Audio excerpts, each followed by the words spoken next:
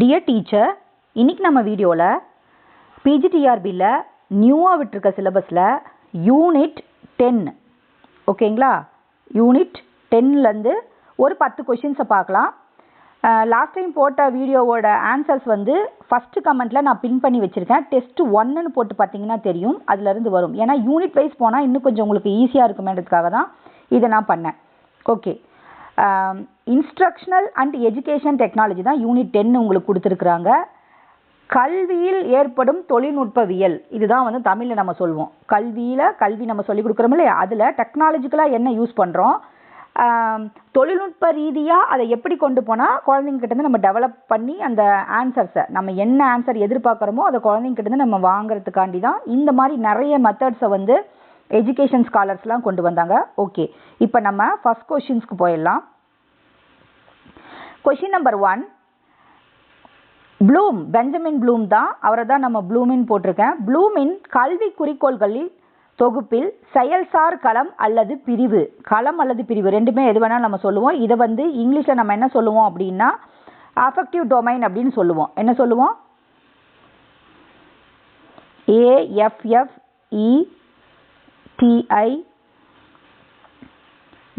Affective domain. நம்ம சொல்லுவோம்ல, psychomotor domain, affective domain, cognitive domain, அந்த 3 வகையான டொமைன் தானே நம்ம பெஞ்சமின் ப்ளூம் நமக்கு சொல்லியிருந்தாரு. நம்ம எஜுகேஷன் மெத்தனாலஜியில் வரக்கூடிய இதுதான் இப்போ நம்ம பார்த்துட்ருக்கோம். சரி, ஓகே.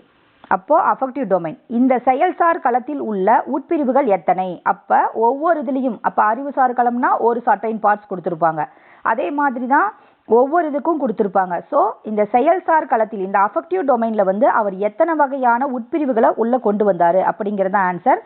ஆன்சர் பார்த்துக்கோங்க, 7ஆ 5ஆ 8ஆ 6ஆன்றதை ஏபிசின்னு தயவு செஞ்சு போடாதீங்க. ஆன்சர்ஸில் வந்து நிறைய பேர் ஏபிசின்னு போனதில் போட்டிருந்தீங்க, அது வேண்டாம். நீங்கள் வந்து 7ன்னா 7 எழுதுங்க. ஸோ அது எழுதுறதுக்கு என்ன, நமக்கு அப்போ தான் எனக்கு பார்க்குறதுக்கு ஈஸியாக இருக்கும். எனக்கு ஒவ்வொன்றும் ஆப்ஷன் தேடி உள்ளே போய் பார்க்கறதுக்குள்ளே எனக்கு ஒரு மாதிரியாக இருந்தது. ஓகே, கொஷின் நம்பர் 2, ப்ளூமின் உணர்வுசார் களத்தில் அல்லது பிரிவில் டேஷ் மற்றும் டேஷ் ஆளுமை பண்புகளை சார்ந்ததாகும். எந்த 2 வந்து ஆளுமை பண்புகளை சார்ந்து வந்தது அப்படின்னு சொல்லி கேட்டிருக்காங்க. இது கொஞ்சம் சைக்காலஜிக்கலாக போகும், பட் இது சைக்காலஜி கிடையாது, இதுவும் எஜுகேஷன் டெக்னாலஜிக்குள்ளே தான் வருது. கருத்துக்கள் அண்ட் பணிகளா, தீர்வுகள் அண்ட் முறைகளா, மதிப்புகள் அல்லது கருத்துக்களா, மனப்பான்மைகள் அல்லது மதிப்புகளான்னு சொல்லி போடுங்க. இதில் மேலே இருக்கிற 2-3 இதில் வந்து நான் அந்த மதிப்புகள் சொல்லி சேர்த்து கொடுத்துருப்பேன். ஸோ மதிப்புகளோட கருத்துக்கள் சேருமா அல்லது கருத்துக்களோட பணிகள் சேருமா இல்லை மனப்பான்மையோட மதிப்புகள் சேருமான்றதை கரெக்டாக போடுங்க. இந்த மாதிரி கொஷின்ஸ் கேட்கறதுக்கு தான் வாய்ப்பு அதிகமாக இருக்குது. லாஸ்ட் டைம் நான் என்னெல்லாம் கொஷின்ஸ் வரும்னு சொல்லி நான் ப்ரெடிக்ட் பண்ணணும், அந்த கொஷின்ஸ் எல்லாமே உங்களோட டிஆர்பி கொஷின் பேப்பரில் இருந்தது. யூடியூப்பில் போட்ட கொஷின்லேருந்து மட்டுமே 17 கொஷின்ஸ் உங்களோட இதில் இருந்தது. ஸோ இந்த வாட்டி எல்லாரும் ஒரே கொஷின் தான் எழுதுவீங்க, கொஞ்சம் கேர்ஃபுல்லாக பாருங்கள். ஈஸி கொஷின்ஸும் நிறைய இருக்கும், ஓகேவா? மெயினாக வந்து தமிழ் டீச்சர்ஸ் இதை கொஞ்சம் நல்லா பார்த்துக்கோங்கம்மா. கொஷின் நம்பர் 3, மதிப்பிடுதல் என்பது டேஷ் நிலையின் மிக உயர்ந்த மற்றும் கடினமான நிலையாகும். இது வந்து எந்த நிலை? இது யார் சொன்னது அப்படின்னு சொன்னால் நம்ம பெஞ்சமின் ப்ளூம் சொன்னது தான், அவரோட மாடல்ஸில் வந்தது தான். நம்ம கொடுத்துருக்காங்களா, Bloom's and revised taxonomy of educational objectives. Bloom வந்து நமக்கு என்ன சொல்லியிருப்பாரு அப்படின்னா 1956ல் இவர் ஒரு எஜுகேஷன் ஸ்காலர். 1950ல் வந்து பிஎஃப் ஸ்கின்னர் வந்து நமக்கு கொடுப்பார் இல்லையா, ப்ரோக்ராம்டு லேர்னிங், அதுவும் உங்களுக்கு வரும். இதே யூனிட் 10ல் ப்ரோக்ராம்டு லேர்னிங்கும் இருக்குது. ஸோ கட்டமைப்பில் வந்துட்டு ஒரு விதமான பிளான் பண்ணி திட்டமிடலில் வந்து கட்டமைப்பு கொண்டு வரும்போது குழந்தைங்களோட இது எப்படி இருக்கும், பிளான் பண்ணாமல் எந்த விஷயங்களையும் நம்ம பண்ணக்கூடாது. இந்த பீரியடில் இவ்வளோக்குள்ளார இவ்வளோ லெசன்ஸ் தான் எடுக்கணும்னா நம்ம அவ்வளோ லெசன்ஸ் எடுத்துடணும். சரி, ஓகே. பெஞ்சமின் ப்ளூம் 1956ல் 3 டைப்ஸ் வந்து சொல்லியிருப்பார். அதில் இருந்து பின்னாடி ரிவைஸ் பண்ணி 2001ல் 6 அதை வந்து மாற்றிருப்பாங்க இந்த காலத்துக்கு தகுந்த மாதிரி. அவர் சொன்னது எல்லாமே நவுன் கேரக்டரில் வரும், இவங்க சொன்னது எல்லாமே வந்து எதில் வரும் அப்படின்னு பார்த்தீங்கன்னா இந்த இதில் வந்துடும், ஓகேவா? சரி, இப்போ வந்து நம்ம அடுத்த கொஷினுக்கு போகலாம். இதில் பார்த்துக்கோங்க, ஆப்ஷன் மாணவர் சார்ந்தவா, ஆசிரியர் சார்ந்தா, அறிவு சார்ந்தா, மனம் சார்ந்தா, எதை சார்ந்து இந்த மதிப்பிடுதல் வந்து இருக்கணும்? மதிப்பெல்லாம் எவால்வேஷன் தான். இங்கிலீஷ் டீச்சர்ஸ் கேட்டுட்ருக்கீங்க, அடுத்த இங்கிலீஷ் வீடியோ ரெடி ஆகுது. நான் அதையும் உங்களுக்கு வந்து கொடுக்குறேன், நோ ப்ராப்ளம். நீங்கள் தமிழில் படித்து ஆன்சர் என்னன்னு தெரிஞ்சு வச்சுக்கோங்க. சப்போஸ் ஒரு லக் இருந்து உங்களுக்கும் தமிழில் டைப்பிங் ஆகி வந்துச்சு அப்படின்னா ஈஸியாக நீங்கள் மார்க் வாங்கலாம் இல்லை, அதனால் இதை பார்த்து தெரிஞ்சு வச்சுக்கோங்க. கொஷின் நம்பர் 4, விழிப்புணர்வு ஒரு எழுச்சி சார்ந்த நடத்தை. இதே கூட ஒரு கொஷினாக வைக்கலாம். இது வெறுமனே ஒன் வேர்ட் லைன் தான், டெப்த் லெவல் கூட கிடையாது, சர்ஃபேஸ் லெவல் கொஷின். டேஷ் ஒரு எழுச்சி சார்ந்த நடத்தைன்னு வைக்கலாம், அல்லது விழிப்புணர்வு ஒரு டேஷ் சார்ந்த நடத்தைன்னு கூட கொஷின் வைக்கலாம். ஆனால் பாடப்பொருள் அறிவை போல் நினைவு, மீட்டு கொணர்தல் டேஷுடன் சம்பந்தப்பட்டது இல்லை. இது வந்து அவேர்னஸ், இதுவும் ப்ளூமோட டாக்ஸானமியில் அஃபெக்டிவ் டொமைன்குள்ளார வரக்கூடிய ஒரு பிரிவு. அதுலேருந்து சப்டாபிக்ஸ்லேருந்து நான் கொஷின் வச்சுருக்கேன். ஓகேவா? விழிப்புணர்வு ஒரு எழுச்சி சார்ந்த நடத்தை, ஆனால் பாடப்பொருள் அறிவை போல் நினைவு, மீட்டு கொணர்தல் டேஷுடன் சம்பந்தப்பட்டதில்லை. மீட்டறிதலா, மனனம் செய்தலா, நினைவு கூறுதலா, இல்லை இவை அனைத்துமான்னு சொல்லி ஆன்சர் சொல்லுங்க. கொஷின் நம்பர் 5, கலைத்திட்டம் என்பது கற்றலுக்கான திட்டமிடல் ஆகும். இது யாருடைய கூற்று? ஏன்னா உங்களுக்கு இதில் வந்து டைலர் இருக்காங்க, வீலர் இருக்காங்க, ஹில்டா தாபா இருக்காங்க, இந்த மாதிரி எல்லாருமே இருக்காங்க. செயலரும் வந்து கலைத்திட்ட வடிவமைப்புலையும் திட்டமிடலையும் வரக்கூடிய ஒன் ஆஃப் த ஆத்தர் தான். ஸோ அவங்களோட பேரை வந்து நான் இதில் சேர்த்துருக்கேன். ஓகேவா? இதில் கலைத்திட்டம் என்பது கற்றலுக்கான திட்டமிடல். என்ன லேர்னிங் பண்ணுறோமோ, எதை நம்ம கற்றுக்கணும்னு விரும்புகிறோமோ அதுக்காக இந்த மாதத்துக்குள்ளார இத்தனை பாடம் முடிக்கணும், இந்த டைமுக்குள்ளார இவ்வளோ லெசன்ஸை நம்ம முடிக்கணும். 45 செகண்ட்ஸ்க்கு 30 செகண்ட்ஸ், ஃபஸ்ட்டு 10 மினிட்ஸ் வந்து அப்சர்வேஷன். குழந்தைங்களை வந்து மோட்டிவேஷன் கொடுத்து அவங்கள அப்சர்வேஷனுக்கு கொண்டு வந்துடணும். நம்ம உற்றுநோக்கல் முறைக்குள்ளே ஆட்படுத்திடணும். அப்போ கொண்டு வந்து குழந்தைங்களை அந்த உற்றுநோக்கல் கொண்டு வந்தால் கவனிக்க வச்சா மட்டும்தானே நம்மளால் வந்து லெசன் எடுக்க முடியும். நம்ம பாடம் நடத்திட்டு இருக்கோம், குழந்தை வந்து கவனமே இல்லாத போச்சுன்னா ஒன்றுமே பண்ண முடியாது. அப்போ கலைத்திட்டம்ங்கிறது வெரி வெரி வேல்யூவான ஒன்று, வெயிட்டேஜான ஒன்று. அந்த கரிக்குலம் வந்து கரெக்டாக நமக்கு பிளான் பண்ண தெரிஞ்சிருச்சுனாவே அங்கேயே 50% நம்ம சக்ஸஸ் ஆயிடுறோம்.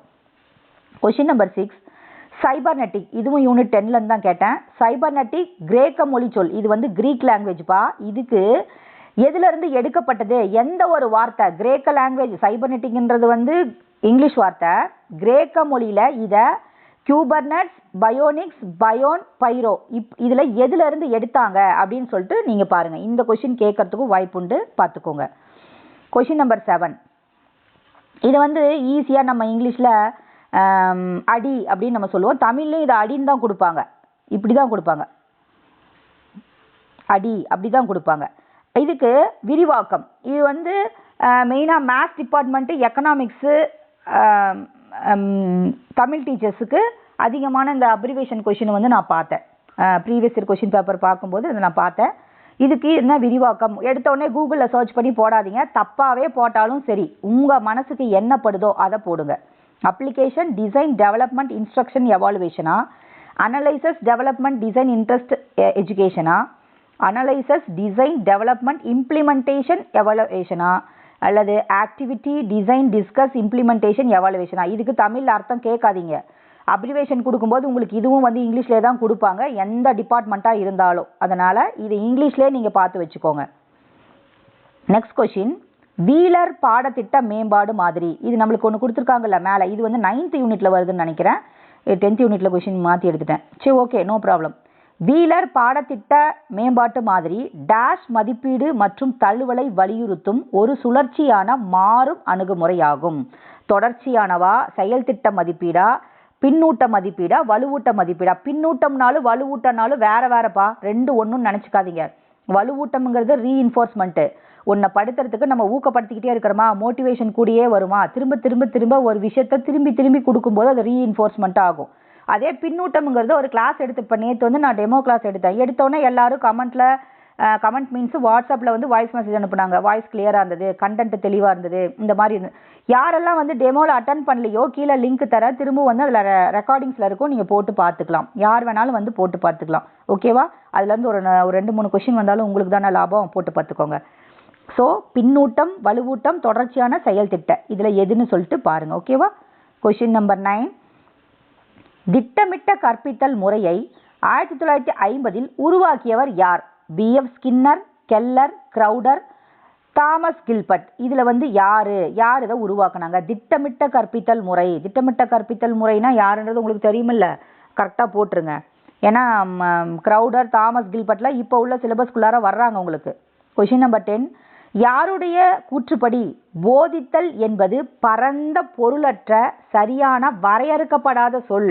போதித்தல்னு சொல்லிட்டு ஃபர்ஸ்ட்லாம் இருந்ததுல குருகுலத்துலலாம் என்ன பண்ணுவாங்க, கற்பித்தல் கிடையாதுங்க, போதித்தல் தான். எந்த இதாக வேணாலும் இருக்கலாம். வெறுமனே பேப்பர் பென்சில் வச்சு அங்கெல்லாம் எழுதிட்டு இருந்தாங்க. யாருக்கு சமையல் நல்லா வந்ததுன்னா சமையல் சொல்லி தருவாங்க, வேட்டையாடுறது வந்தால் வேட்டையாட சொல்லி தருவாங்க. இப்போ போரில் போயிட்டு எப்படி எதிரிக்கிட்ட நாட்டை காப்பாற்றுறதுன்னு சொல்லி போர் முறைகளை பற்றி சொல்லி தருவாங்க, அந்த சூட்சமங்களை சொல்லி தருவாங்க. ஸோ போதித்தல்னா அதில் வரும். இது யாரோட கூற்று அப்படின்னு சொல்லிருக்காங்க. போதித்தல் என்பது பரந்த பொருளற்ற சரியான வரையறுக்கப்படாத சொல். ஏன்னா அதில் கற்பித்தல்ல யூனிட் 10க்குள்ளார தான் இதுவும் வருது. எட்கர் மோனா, நார்மல் கிரௌடரா, மெய்யரா, பெஞ்சமின் ப்ளூமான்னு சொல்லிட்டு சொல்லுங்கள். வேறு ஏதாவது டவுட்ஸ் இருந்தது அப்படின்னா கமெண்ட்டில் சொல்லுங்கள். வாட்ஸ்அப்பில் கண்ட நேரத்துக்கு தயவு செஞ்சு கால் பண்ணாதீங்க. கிளாஸஸில் இருப்பேன், காலேஜில் இருப்பேன், எங்கேயாவது இருந்தால் என்னால் எடுக்க முடியாது. ஓகேவா? நீங்கள் உங்களுக்கு தகுந்த மாதிரி நேரத்தில் வாய்ஸ் மெசேஜ் பண்ணுங்கள். எல்லாருமே மெச்சூர்டான ஆளுங்க தான், சும்மா கால் பண்ணி தொந்தரவு பண்ணாதீங்க. வாய்ஸ் மெசேஜ் போடுங்க, நான் ரிப்ளை பண்ணுறேன். இந்த பாடங்கள் சம்மந்தமாகவோ இந்த சிலபஸ் சம்மந்தமாகவோ ஏதாவது டவுட்ஸ் இருந்ததுன்னா ஒரு வாய்ஸ் மெசேஜ் அனுப்புங்க. நான் உங்களுக்கு அதில் என்னால் முடிஞ்சது அப்படின்னா அதை நான் கிளியர் பண்ணி விட்றேன். Thank you very much for listening my class. Once again thank you.